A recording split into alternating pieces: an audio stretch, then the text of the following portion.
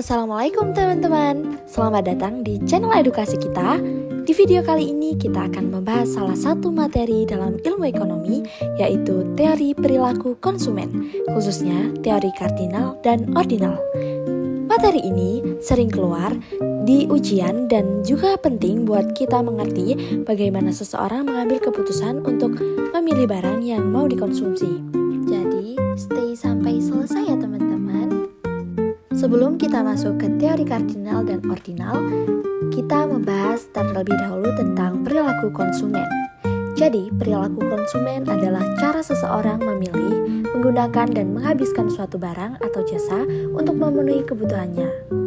Saat kita membeli sesuatu, sebenarnya ada proses pertimbangan di dalam pemikiran kita, mulai dari kebutuhan, selera, harga, sampai manfaat yang kita dapat. Oke, kita masuk ke teori pertama, yaitu teori kardinal. Jadi apa sih teori kardinal itu? Teori kardinal menjelaskan bagaimana konsumen berperilaku dalam mengkonsumsi barang dan jasa untuk mendapatkan kepuasan atau utility. Yang menarik, teori ini menganggap bahwa kepuasan bisa diukur dengan angka yang disebut dengan satuan util. Jadi, semakin tinggi jumlah util, semakin besar pula kepuasan yang dirasakan seseorang. Menurut teori ini, konsumen bersikap rasional. Artinya, setiap orang akan berusaha memaksimalkan kepuasan dari pendapatannya yang terbatas. Tokoh-tokoh yang mengembangkan teori ini antara lain ada Alfred Marshall, W.S. Jevons, Karl Menger, and H.H. Goosen. Mereka adalah tokoh-tokoh yang berperan penting dalam mengembangkan konsep utility, yaitu ukuran kepuasan konsumen terhadap barang atau jasa yang dikonsumsi. Nah, sekarang mari kita bahas asumsi-asumsi dasar dalam teori kardinal. Ada beberapa asumsi penting yang perlu kita pahami agar teori ini bisa diterapkan. Yang pertama, ada konsumen bersikap rasional. Artinya, setiap konsumen selalu berusaha menggunakan uangnya sebaik mungkin untuk mencapai kepuasan maksimal. Yang kedua, bisa diukur dengan angka. Kita bisa menyebutnya dengan util. Misalnya, 1 gelas teh manis sama dengan 10 util dan 1 gelas kopi sama dengan 70 util. Yang ketiga, ada pendapatan dan harga dianggap tetap. Selama proses konsumsi, pendapatan konsumen dan harga barang tidak berubah. Yang keempat, ada barang yang dikonsumsi bersifat terpisah. Artinya, kepuasan dari suatu barang tidak mengaruh kepuasan dari barang lain. Misalnya, kepuasan dari makan roti tidak akan mempengaruhi kepuasan saat minum jus. Dan yang terakhir, berlakunya hukum Goosen. Hukum ini menjadi dasar dari teori kardinal yang nanti akan kita bahas lebih mendalam. Sekarang kita masuk ke bagian penting, yaitu konsep dasar teori kardinal. Ada 2 istilah utama yang harus kamu pahami, yaitu total utility atau TU dan marginal utility atau MU. Total utility adalah total kepuasan keseluruhan yang diperoleh dari mengonsumsi sejumlah barang atau jasa. Kita misalkan seperti kamu masih makan 3 potong pizza. TU adalah total kepuasan dari ketiga kepotongan itu. Dan yang kedua, yaitu marginal utility. Marginal utility adalah tambahan kepuasan yang diperoleh dari mengonsumsi 1 unit tambahan barang. Jadi, MU itu menunjukkan kenaikan kepuasan setiap kali kamu menambah suatu unit konsumsi. Jadi gini contoh gampangnya. Semisal ada seseorang sedang meminum air. Gelas pertama itu memberi 100 util, gelas kedua 70 util, dan gelas ketiga 40 util, gelas keempat hanya 10 util. Dari sini terlihat bahwa semakin banyak dikonsumsi, tambahan kepuasan semakin menurun. Hal ini disebut Gosen 1, yaitu kepuasan tambahan akan berkurang jika konsumsi terus bertambah. Baik, selanjutnya kita bahas hukum Gosen 1. Disebut juga Law of Diminishing Marginal Utility.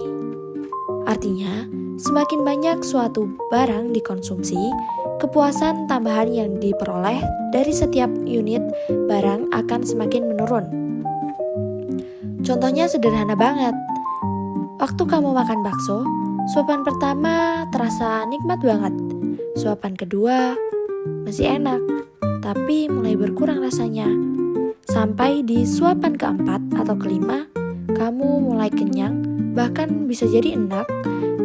Dan itu bukti bahwa marginal utility menurun seiring bertambahnya jumlah konsumsi. Contohnya bisa kita lihat di tabel berikut. Ketika seseorang mengonsumsi satu barang, kepuasannya 4 util. Saat mengkonsumsi 2 barang, total kepuasannya naik jadi 7 util. Tetapi, tambahan kepuasannya hanya 3 util. Kemudian pada konsumsi ketiga, total kepuasannya 9 util. Dan tambahan kepuasannya tinggal 2 util. Artinya total utility memang terus naik, tetapi marginal utility atau tambahan kepuasan justru semakin menurun. Jadi, hukum Gosen 1 menyatakan bahwa semakin banyak suatu barang dikonsumsi, maka kepuasan tambahan dari setiap unit berikutnya akan semakin berkurang.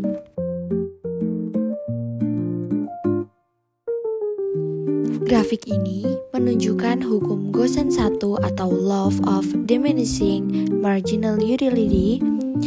Garis TU menunjukkan total kepuasan yang terus naik seiring bertambahnya konsumsi. Namun, kenaikannya semakin lama makin kecil. Sedangkan MO menunjukkan tambahan kepuasan dari tiap unit barang yang dikonsumsi. Dan bentuknya menurun karena setiap tambahan barang memberi kepuasan yang makin sedikit. Pada saat MO sama dengan 0, artinya TU mencapai titik maksimum sampai kepuasan tertinggi. Jadi rumusnya adalah MO sama dengan delta TU per delta Q yang berarti perubahan kepuasan total dibagi perubahan jumlah barang yang dikonsumsi. Selanjutnya kita akan membahas teori ordinal. Teori ordinal adalah teori perilaku konsumen yang menjelaskan bahwa kepuasan tidak bisa diukur dengan angka pasti, tetapi hanya bisa dibandingkan dan diurutkan berdasarkan tingkat kesukaan preferensi. Contohnya, saya lebih suka kopi daripada teh, tapi tidak bisa bilang saya suka kopi 20 utlis dan teh 15 utlis. Artinya, kita tidak tahu seberapa banyak kopi lebih disukai daripada teh, hanya tahu kopi lebih disukai. Teori ini dikembangkan oleh Vilfredo Pareto, lalu disempurnakan oleh J.R.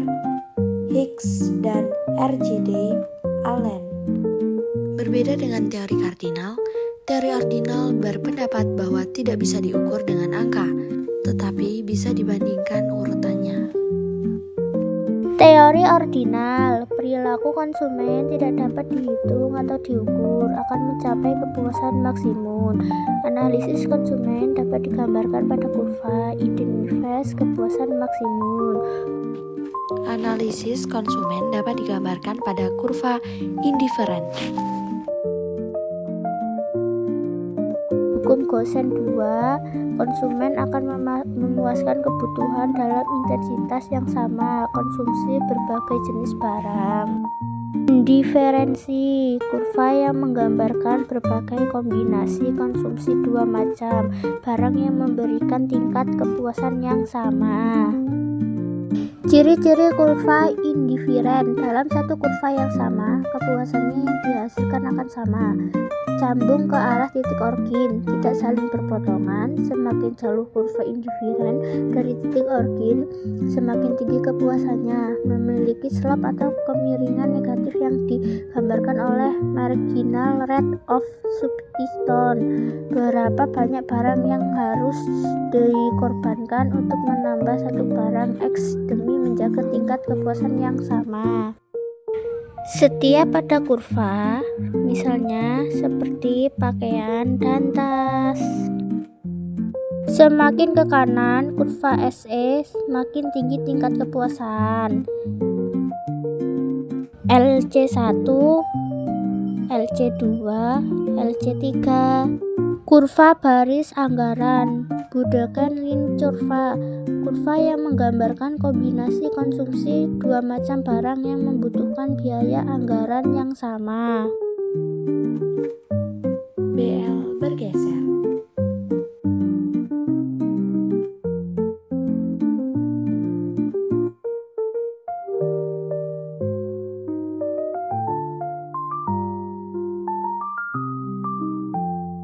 Pendapatan berubah, SOP sama, harga dua barang berubah dengan proporsi yang sama. BL berotasi. Pendapatan tetap, slope berubah, harga satu barang berubah. Keseimbangan konsumen, persinggungan antara kurva indiviren dengan garis anggaran kepuasan maksimum.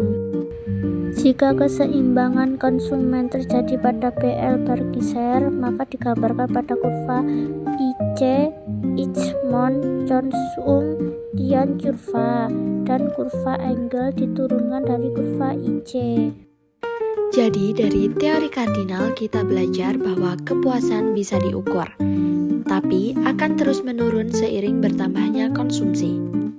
Karena itu, penting bagi kita sebagai konsumen untuk bijak dalam menggunakan uang agar bisa mendapatkan kepuasan maksimal dari setiap pengeluaran. Sekian penjelasan kali ini, semoga bermanfaat dan menambah wawasan kalian tentang perilaku konsumen. Jangan lupa like, komen, dan subscribe ya. Kami ucapkan wassalamualaikum warahmatullahi wabarakatuh.